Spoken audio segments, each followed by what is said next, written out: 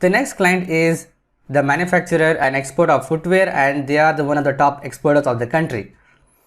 And you see it here as an image here. They manufacture the shoes, footwear shoes, and in the factory, and then they have a separate warehouse, and from the warehouse they export it to different parts of the location based on their order requirement.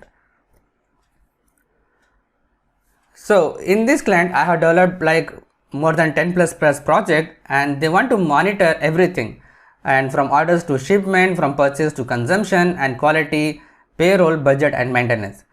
So they have a kind of old ERP system of what they have, and they want to move all the reporting to the Power BI.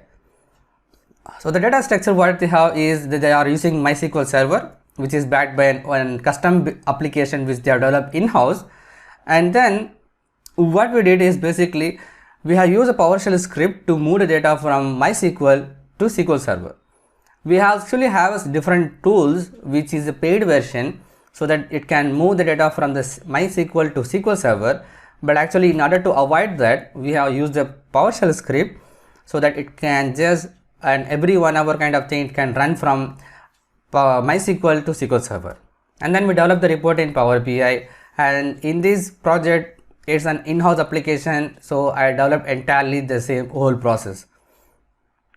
So we started with 2 Power BI license, 1 for admin and 2 for the users. Second one for the users. And the experience is like set up separate workspaces for each department, whether it is inventory, export, HR and finance, etc. And this helps the user to focus on the report itself, because as we have just only one login, because we just initially started. Later on maybe they have added some more license to that, because they don't want to take any kind of risk for that, so they initially started with less number of licenses. And then we developed more than 20 plus report based on the business requirement. Like we developed inventory 5 different reports, and for HR different reports. So we have split it into different workspaces for that. And achievement is that majority of the reporting system migrated from the existing ERP to Power BI. That's a good thing, right? So that's what the management requirement, and the top level executives all started using Power BI in their meetings. The challenges what we have faced during this project is set up everything from Power BI license to Power BI service setup, organizational theme preparation, training for the new developers. So whole thing was responsible comes under me, so I need to take care of all those process. And the next challenge is adoption of Power BI with the CXO and the managers. So we conducted multiple trainings to teach them how to use Power BI and what is Power BI, and from where we are getting the insights, and how we can interact with the report. So those are the things which we need to give them the training, so that they can also aware of that. So adoption plays a major role in any company, and it's a kind of real challenge to adopt, to remove the existing reporting system, and they want to move to a Power BI or any other reporting system.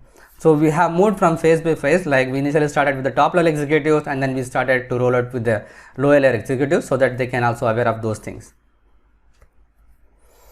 And the next thing which we faced is data sync issue between MySQL Server to the SQL Server.